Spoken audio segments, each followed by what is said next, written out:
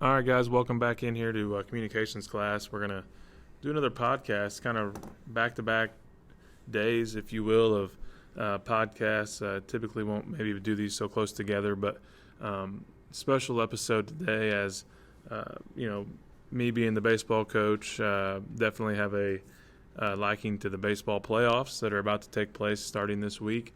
A little bit different this year, and I wanted to go through the bracket.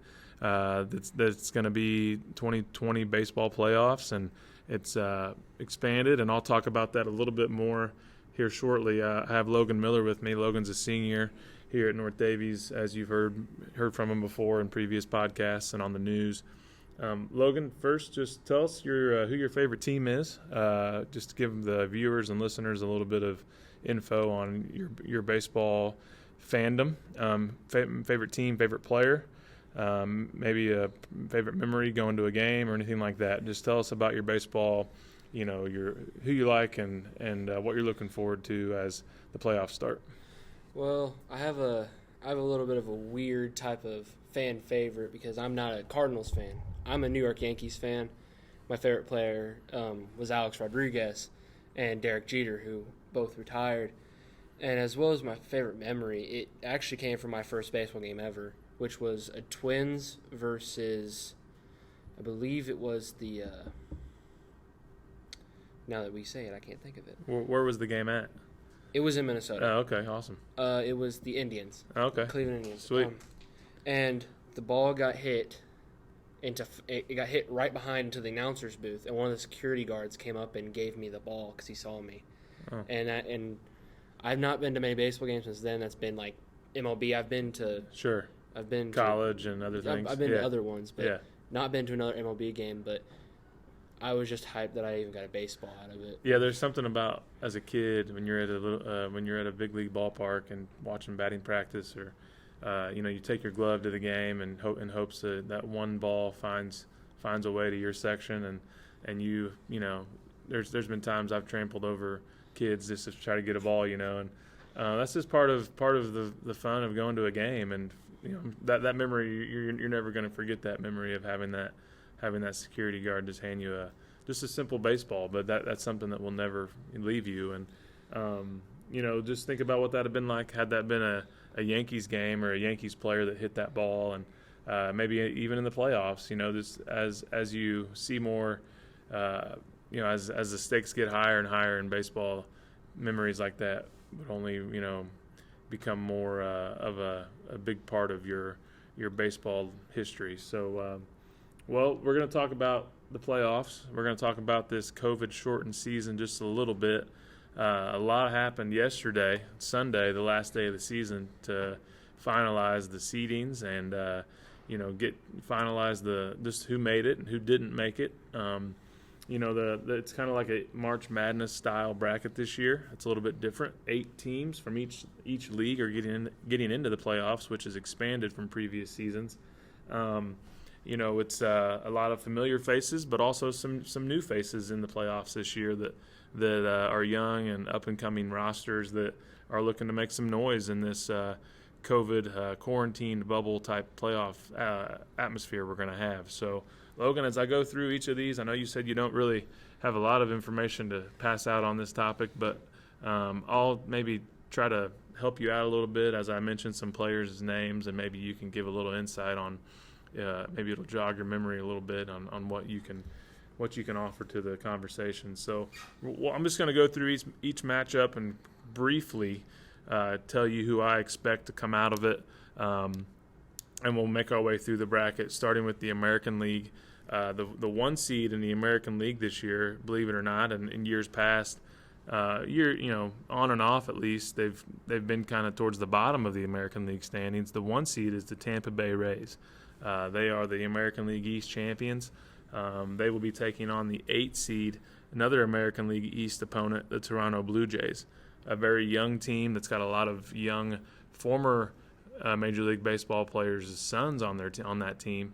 When you look at guys like Kevin Biggio, Bo Bichette, Vlad Guerrero Jr., all these guys' dads were really, really nice Major League players back in their day, taking on the Rays team that's got a lot of a little more veteran presence, and to their team.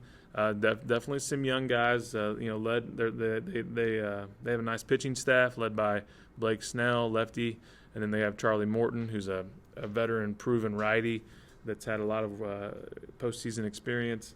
I look for the Blue Jays to kind of to make this series go 3 games. This first round's best of 3, so it's a little bit different in that regard as well. But I look for the Rays to come out of this first round matchup and defeat the Blue Jays 2-1, and move on to the semifinals of the American League playoff bracket. We'll get into this next matchup, Logue, and I think you'll be able to give us a little more insight. We have the 4 seed, the Cleveland Indians, taking on your beloved 5 seed, New York Yankees. And you said you haven't watched much baseball this year, but that may have to change starting this week with the playoffs starting. And it'll definitely change. Playoff baseball, there's nothing quite like it. So give us your take on I know you know some of the current Yankees and talk about what they're capable of. I know they've been hurt a little bit this year with injuries from some of their big names. Talk about what they're capable of when they're fully healthy. Well, now that we started the podcast, of course, I'm not going to remember many of the names now that we've started this because I'm never that way. But Yankees, they always start off strong, and then we always have some sort of mid-season crisis. Sure, it's always happened. This year it just happened. We just got plagued by injuries quickly off the start. And you did. Aaron Judge went down. Giancarlo Stanton went down. Gleyber Torres down. DJ LeMahieu went down. Just a lot of names that are all-star type, MVP type caliber players, and it's hard to maintain, that excellency, if you will, with all those names being out. But they take on the Indians. Indians have a familiar squad as well. Took on the Cubs in 2016 in the World Series, and a lot of those same guys are still on that team. You can look at guys like Francisco Lindor, Jose Ramirez, Carlos Santana. All these guys were on that team back in 16, so should be a really nice matchup. Do you see the Yankees coming out? I honestly couldn't even tell you because this matchup I think it's going to be a dogfight. Yeah. Because it's not just going to come down to who's the better team, because it's also going to come down to who the better fan base is at this point, because both the fan bases are violently for their teams. Oh, yeah. I bleed the Yankees colors. Oh, yeah. But Indian fans also bleed the Indian colors. Yeah, and Cleveland's begging for a winner. That's for sure. The Cavs brought them a championship a couple years back in the NBA, but baseball-wise, they were as close as they could possibly have gotten in 2016, and they didn't get it done. So, obviously, the Yankees have the stud arm and Garrett Cole. He's their ace. He's probably going to be starting game 1 for sure. This series will be played in Cleveland. I'm going to give the nod to the Yankees in this series. I think the Yankees are the more potent lineup. They have Garrett Cole. They have Aroldis Chapman in the back end of the bullpen, throwing 102 miles an hour from the left side. So we're going to go Yankees to move on to take on the Tampa Bay Rays in the semifinals. We'll keep things moving along here. We have the 3 seed taking on the 6 seed. We have the 3 seed Twins of Minnesota taking on the 6-seeded Houston Astros. Houston's led this year by Dusty Baker, a guy that's kind of been around the league, so to speak, as far as managing goes. He's managed, the Giants, the Cubs, now the Astros, the Nationals. I mean, just several ball clubs. He's been all over the place as far as managing goes. And the Astros are a team that's been highly scrutinized coming off of the scandal of cheating and banging the trash can and getting all the video and stealing signs and things like that. Knowing what pitch was coming before the pitch was coming is a huge advantage to a hitter. So there's a lot of teams, a lot of fans that want to see them fail and see them go home early, so to speak. And I think the Twins will do just that. I think the Twins are kind of a team that's kind of under the radar because they're not a big market team. They're in Minnesota. They're always solid. They are. They're always solid. They're not a New York or a Chicago team, that's in that big city, or Atlanta or even St. Louis. They're just a small market team that kind of goes under the radar, and I look for them to really take that next step this year and find their way into the second round of the playoffs, beating Houston 3-2 in that, or 2-1. Excuse me. I keep forgetting it's best of 3 this year. So we'll talk about the last series here in the American League. a series that I find really interesting. The 2-seed Oakland Athletics, who are out on the West Coast, who most people around here know much of nothing about, although all they keep doing is winning. And then you have the 7-seed, the very young, the very fun Chicago White Sox. Chicago is a team that I'm very familiar with. I get all their games on TV, so I watch them quite a bit. Not necessarily a huge White Sox fan, but when that's the only game you get on TV, sometimes you take what you can get. So I've watched a lot of White Sox games this year, and the interesting stat about them, the A's number 1 and 2 pitchers are left-handed, which would be Luzardo, the number 1, and the number 2 is a lefty that pitched at Indiana State, actually, Sean Manaea. They are both left-handed. And this year, the White Sox in games that left-handed pitchers have started are 14-0. So the White Sox have a leg up, so to speak, against left-handed pitching. And if your top 2 arms are left-handed, I'm just taking the odds on this one and going with the young, up-and-coming Chicago White Sox to take down this series and move on to take on the Twins. So that leaves us with Tampa Bay and New York in the semifinals of the American League. Just another little interesting fact, Tampa Bay has actually owned the Yankees this season, and really the previous few seasons. They have that head-to-head matchup has not gone the Yankees' way, and I think that's going to continue. This is going to be a best of 5, and this is when they move into a neutral site. So now the playoffs, once you get to the semis, are going to be in a neutral site. So I look for Tampa Bay to advance there. Again, just too many inconsistencies this year with the Yankees. I think it's just going to catch up to them in best of 5 against the number 1 seeded Rays. I think you just I could see them getting hot. Don't get me wrong. I mean, I wouldn't be surprised if their offense carries them to a potential World Series berth. But I'm going with the Rays, and the Yankees are going to fall short in that series. Talk about that a little bit, Logan. Well, Yankees have this year have not been consistent. Yeah. I mean, this Saturday they lost 11-4 against the Marlins, and then yesterday on Sunday they lose 0-5. Yeah. And they just not have been inconsistent where they just keep, in the same series, just keep dominating. No. They'll dominate one huge game and then just completely fall off the radar. There was a point in time this season where the Yankees were almost on the outside of the playoffs looking in. They were like the 9 seed, and they weren't in. And they got hot again and went on a nice run of 7 or 8 out of 9 games, won, and then that got them back in the hunt. So, but I look for them to go home there in the semifinals, and the Rays move on. Down in the bottom half, you got the Twins taking on the White Sox. I think the Cinderella story continues here. I think that the White Sox have a solidified ace in Lucas Giolito. He's the number 1 arm there in Chicago. And then that youth is just going to prevail. I love the Chicago young bats, Eloy Jimenez, Luis Robert. Then you've got guys like Tim Anderson. You had the probably MVP of the American League this year, Jose Abreu.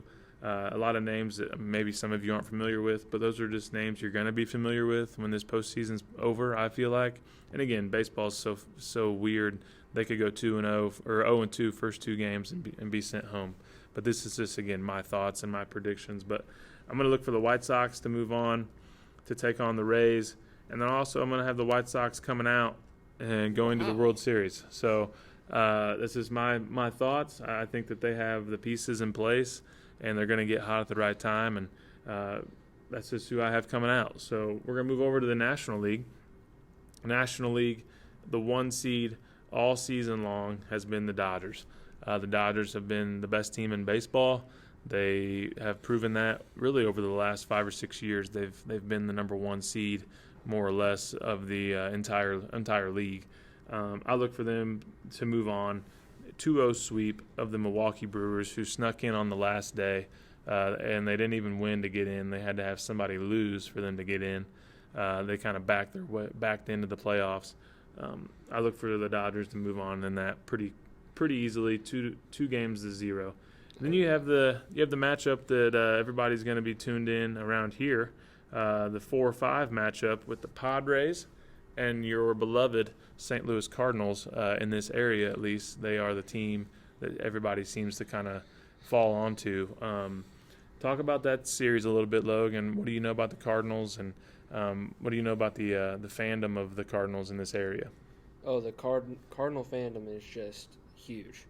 Here in Indiana, we don't have really a sports team, so you either have to go into Cleveland or you just hop immediately over to St. Louis. And I think because the way we're the Midwest and we kind of don't like Ohio, so we just kind of push them away, we just kind of adapted to St. Louis. Mm-hmm. And I think with the amount of support St. Louis is going to have, that might be a little bit of a factor, but we don't know. Because at any given moment, the team could just not perform. Oh, yeah. And the Cardinals are a playoff-proven team. They've been there. They've done that. The Padres are first time in the playoffs, I think, since 2008. So it's been a minute for them. They have a really, really young core, and probably their best all-around player is a second-year guy, Fernando Tatis Jr. His dad actually Fernando Tatis hit 2 grand slams in 1 inning back in I want to say early 2000s, late 90s for the Cardinals. So for Tatis is a very exciting player, a guy that I think these baseball fans are going to really enjoy watching in the playoffs. Kind of like we wish we would get Mike Trout in the playoffs, but the Angels never seem to make it. So we don't really get to appreciate just how great Mike Trout is, who could end up, one of the best ever, if not the best ever, but that's a whole nother discussion. I'm going to have the Cardinals moving on here. I agree with that. Simply because of their experience. They've battled with COVID this season. They had to quarantine for 17 days. They had to play a lot of doubleheaders. They hardly had any days off. I look for the Cardinals to use their experience with Wainwright and Molina and guys like that, Colton Wong, Paul DeYoung, Paul Goldschmidt, all these guys that are proven MLB, assets in the playoffs. I look for them to move on. Then you go to the 3 seed and the 6 seed matchup. These games will be played at Wrigley Field. So obviously the Cubs are involved as the 3 seed, and they're taking on the surprising young, kind of under the radar as well, Miami Marlins.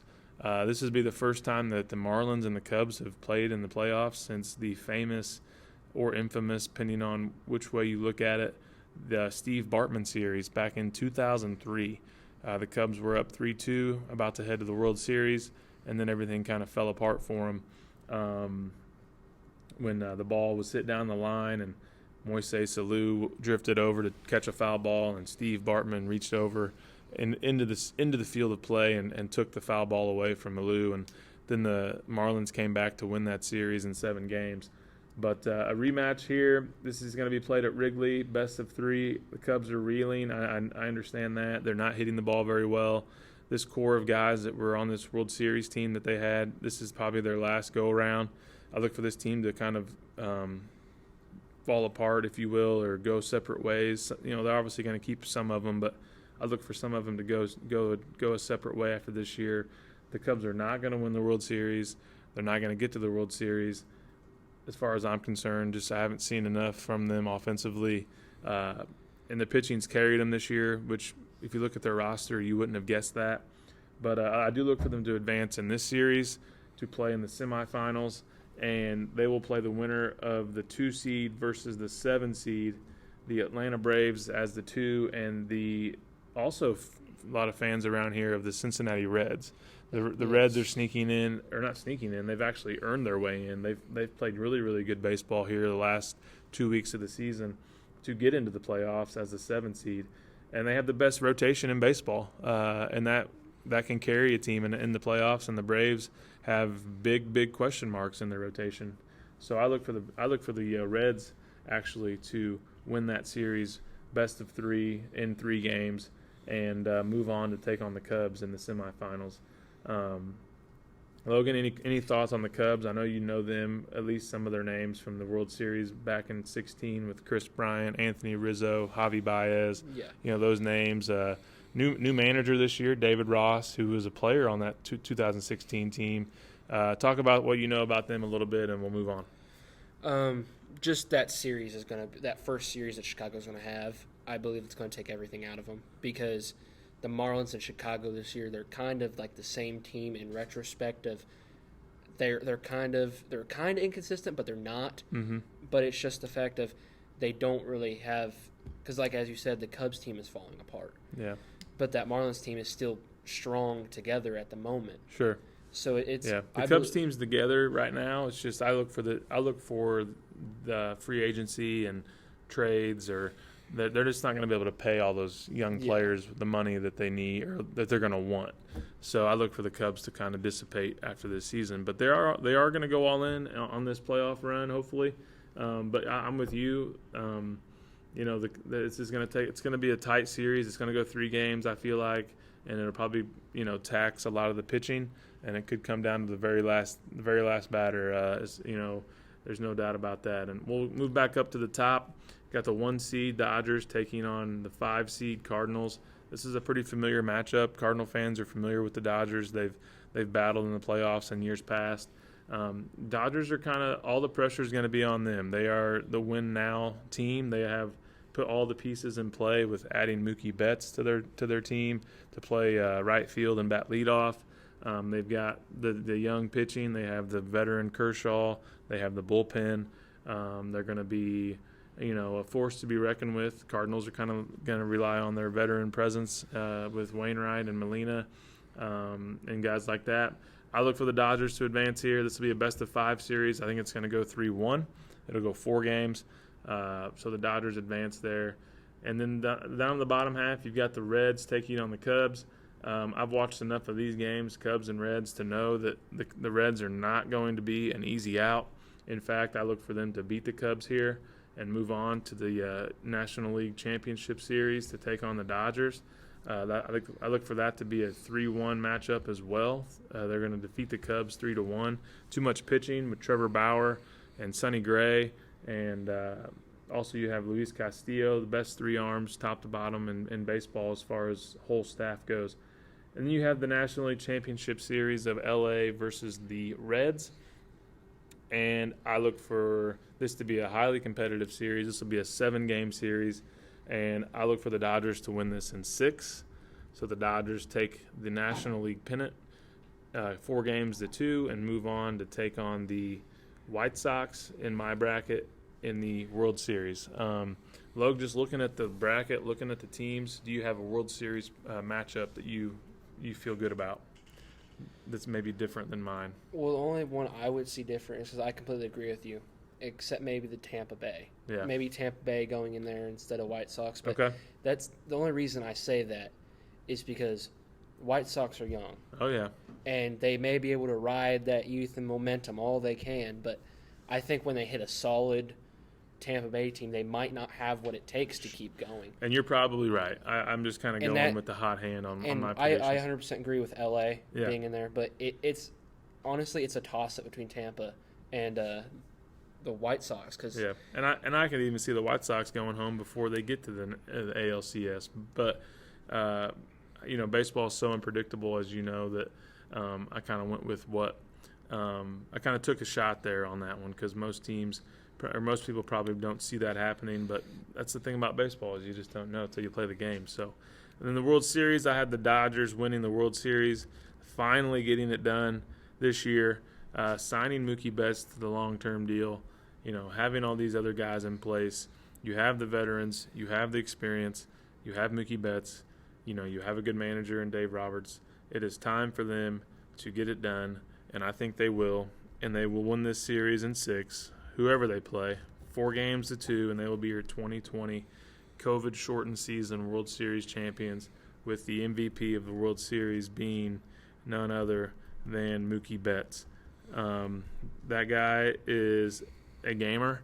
He is a dirtbag, as we say. He loves, eats, sleeps, breathes baseball, and he's going to take this team over the top and get them a World Series championship, I believe for the first time since 1988, which was the year I was born. And I was probably about 12 or 13 days old when they won the World Series last. So, it's been a long time coming for Dodgers fans. And, I'm excited for these playoffs. It's going to be a lot of fun. I think Logan's confirming for me 1988. probably mid-October, late October. So I was born October 3rd. So I have witnessed the Dodgers World Series, but I probably slept through most of it or didn't understand where I was. So, but Logue, final thoughts on the playoffs? I know it's been 60-game, fast, short season. Here we are. Playoff baseball starts tomorrow. Any last thoughts before we wrap it up? All I know is that this is either going to be one of the best playoffs we've had in a while with the amount of talent going in, or it's just absolutely going to be a crapshoot either. Yeah, it is. It's wide open because all the talent that's there. Yeah. It's either both teams are going to have dogfights every night, or it's just going to be one team overclassing the other and one team not showing up. Sure. Yeah, it's going to be a heck of a playoff here. I think the format might be here to stay. The 8 teams in each league. Also, it's just going to be a lot of fun to watch playoff baseball. There's just something about it that I enjoy, and every pitch is huge. And just like kind of if you ever been to a sectional in baseball, every pitch fans cheer for balls and strikes and foul balls, and I mean you'd think every pitch the game was on the line, and that's what I love about playoff baseball. So all right, well, we'll check back in here in a couple weeks on the playoffs and give you an update. The World Series will be taking place late October, so right before the World Series starts, we'll come on and preview the World Series and kind of see where our brackets, where we went wrong or where I went wrong and where I went right, and we'll talk about it then. So all right, thanks for listening, guys, and as always, keep following North Davies on Twitter. We got a lot of athletics going on. We have a lot of the good things happening. The communications class has a website. We can get that out there on Twitter as well for those of you to kind of follow along with our podcast and our news broadcast every other Friday. So thanks, guys, and enjoy the playoffs.